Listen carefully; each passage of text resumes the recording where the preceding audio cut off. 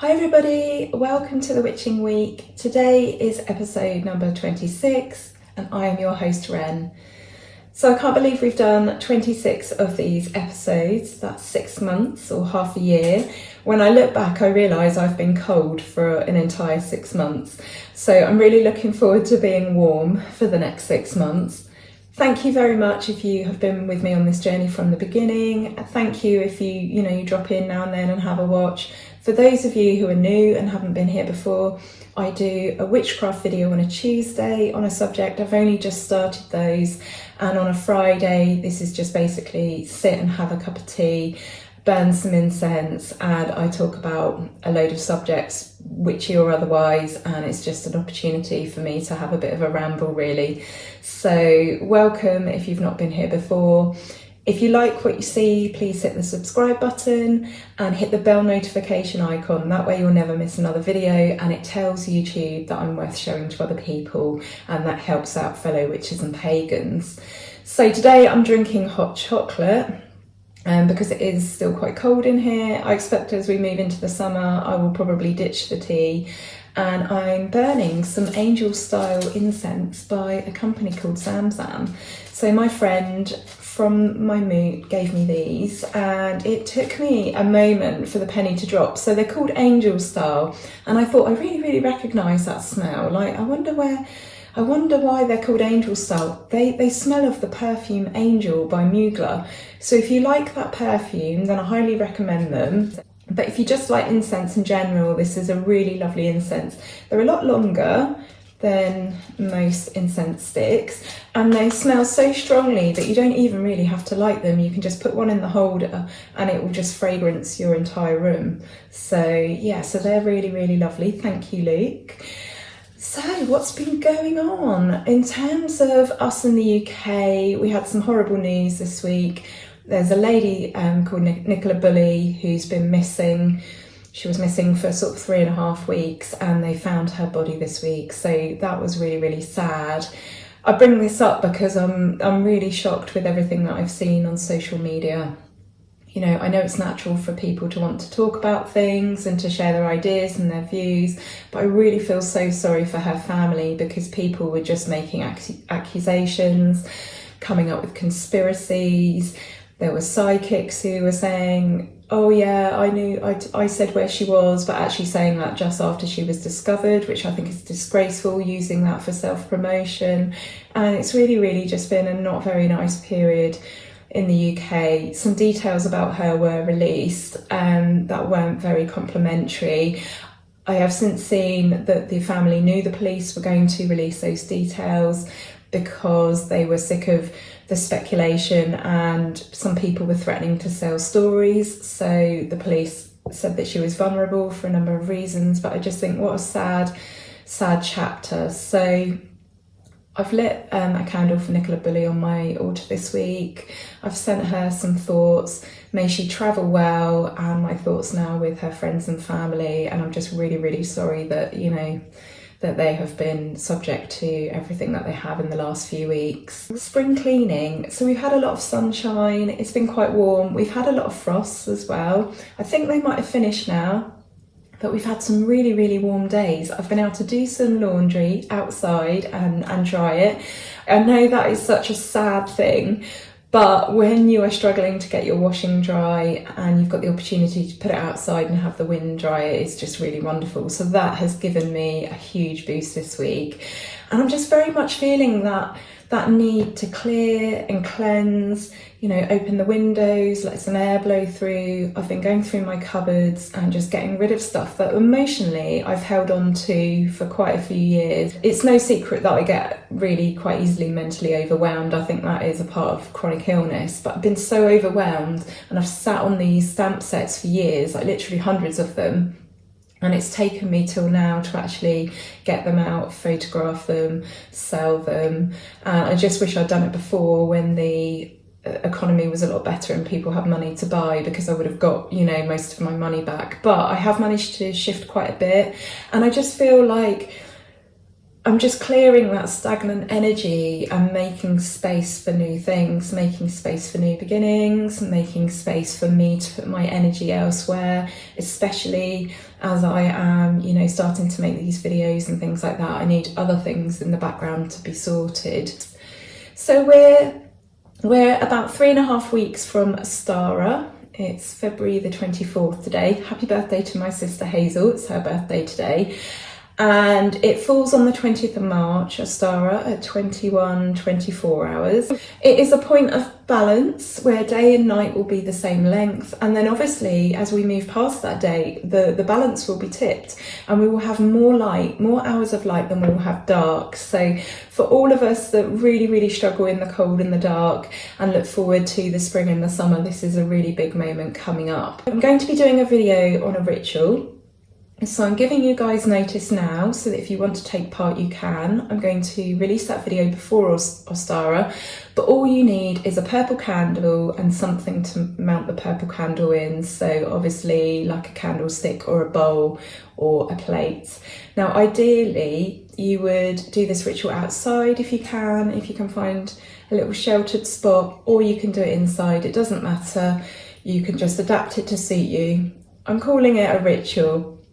It is a very, very short magical working. When I think of ritual, I think usually much more elaborate and long and symbolic. However, it's not a spell, so I'm going to call it a ritual. And it is about honouring the divine at this time of year, this time of growth and potential and expansion. And that is whatever you perceive the divine to be in your life. So whether that be honouring a goddess or god, or the divinity within yourself, whatever you like. So you need a purple candle and some sort of receptacle to put the candle in, and obviously something to light the candle with. So easy peasy, and it will be up on this YouTube channel. So if you haven't yet subscribed, now would be a good time, and hit the bell notification icon, and then that way you won't miss that video. And yeah, so how are you guys feeling right now? I'd love to know. Are you feeling the same enthusiastic, buzzy energy that I am? I've completely abandoned the book I said I was reading last week, the Saxon's book. I am just frantically scribbling things down that I'm thinking of and ideas I'm coming up with. There's no doubt that I have an ADHD profile. I have about 100 tabs open in my head at once at any one time, and I'm just feeling like really, really supercharged. My problem is my body holds me back. I can't do all the things that I want it to do. I don't have the energy, and I'm sure I'm going to have like a massive, massive crash soon. But I want to know how you guys are feeling. We have obviously moved into Pisces season now. So when we think of Pisces, we think of intuition, emotional sensitivity, psychic powers, all those watery qualities. And I guess in terms of like the power flow of the year as well, we are looking at growth and expansion and new beginnings and, you know, things growing from seeds into bigger things. And I feel like those two things are very much connected. Like as the mornings are getting lighter and I'm having a bit more energy, I'm feeling a bit more connected to the world, which enhances my intuition and my emotional sensitivity. I feel a bit more tuned in rather than tuned out. We've got some nice plans coming up. I'd like to go to Avebury, a place that we go to fairly frequently. It's very special to us, and we'd like to go and visit Castle Rigg, which we've never been to. It's a stone circle north of here. And those are our sort of immediate plans. What about you guys? I love to hear what people are up to. I'd love to hear how you are going to celebrate Ostara, if you choose to celebrate, that is. Remember, you don't have to follow the wheel of the year to be a witch. You can follow some of it, all of it, or none of it. There are no rules. And after all, that's what, you know, we like about witchcraft. I've got some surgeries coming up, one in the sort of short term, and then one at some point I'm waiting to hear. I think that's going to be fairly major surgery, but again, it fits into this sort of theme of new beginnings. So I'm actually really looking forward to having those done. I have started using, let me just put my cup down. I've started using lepidolite, which is this beautiful purple crystal. I'm sure you're aware of it. It looks a little bit like amethyst, but it's got a really deep purple colour. I came to this via Goddess Provisions. This came in one of their boxes. And it's got such a beautiful energy. It's so calming, it's so soothing. And I've been wearing it in this little pouch, which also was a Goddess Provisions gift. It's really, really lovely. And I just wondered what your favourite crystals are. I know I've been talking about this over on my Instagram page and I shared some of my favourites. I'd love to know what your favourites are. Which crystals do you like? Why do you like them? What do you use them for? Maybe you're a complete crystal geek and know everything there is to know. Or maybe you're like me in that you just think that they're pretty. I don't tend to buy crystals. The ones that I get from Goddess Provisions are a gift and they come within the box obviously with other things. I will buy them if I see them in a charity shop secondhand, and I've been really, really lucky to find quite a few in charity shops. And also I've been finding them just laying around as well. I meant to get them out. Let me come back to you. Let me go get them and I'll show you what I found. I meant to put these out on the side of things to show you, but in the short time that I've been living here, oh no, that's a piece of rose quartz, that's not one. I found 2 pieces of quartz like this. One piece was just like in a muddy track and I could just sort of see something interesting poking out. The other piece was just on some grass.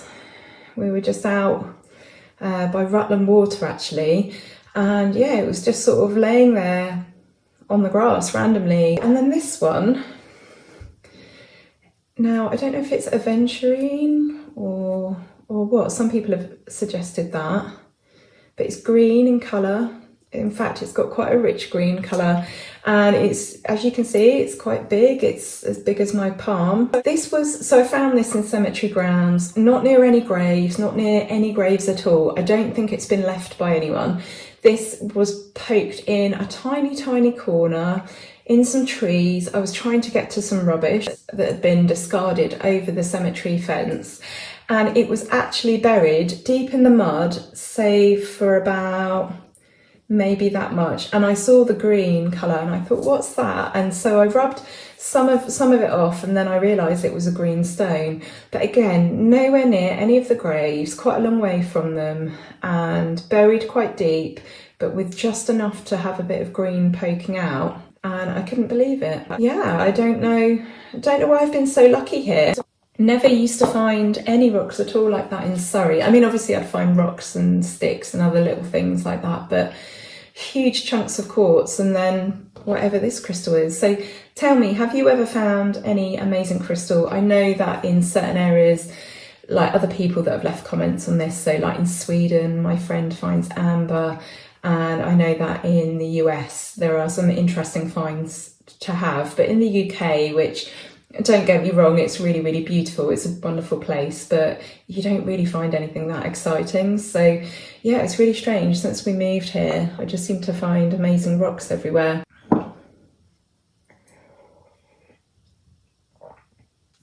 It's time to do some cards, I think. Now this one is a short one. Last week I was like, oh, this is just going to be a short one, and it wasn't. It was about 25 minutes long, but this one is going to be a short one. I seem to think that last week we had really, really lovely, positive, uplifted cards. Okay, so we have the 5 of Swords, 6 of Wands, and the Queen of Pentacles for our energy reading for the week ahead. Now, this card can often indicate an argument or the conflict or a battle of some kind. It can indicate a loss within that battle, and it can indicate a disappointment as a result of that. The message I think that is actually here is know when to pick your battles. Sometimes it's actually stopping and walking away which makes you the winner, and I think there's victory to be had in that, because it takes a great deal of skill to know when to engage and when to just say, right, I'm not going to bother.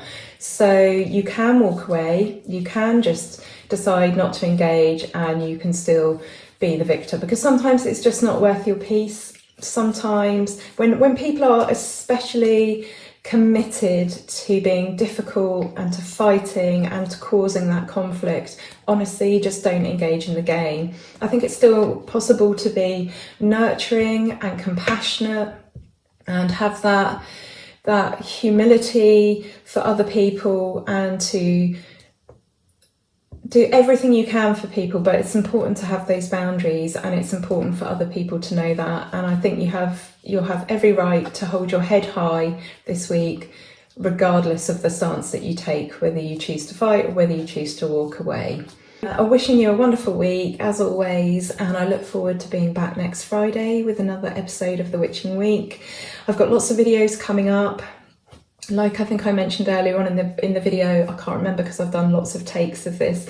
I can't find my words this week, but there are lots of videos coming up, and I am in that sort of frustrating part of starting a sort of a new YouTube channel where I'm trying to promote my channel, but my videos are a bit rubbish at the beginning, and with each one that I'm editing and presenting, I can see them getting better and better, and it's almost like I'm a bit embarrassed to show them the older ones, and I want to redo everything, but I'll get over that. I just have to get my head around that. I'm very much a perfectionist. We've got one coming on imposter syndrome, how to deal with that just as a human being or as a witch, how that relates to witchcraft practice. I'm going to do the Ostara ritual. I might do a video on Ostara if I have time, and then we've still got the Ketten Wassailing and House Guardian still to publish. So there's lots coming up. Yeah, wishing you a lovely week, and I'll be back soon. Lots of love. Goodbye.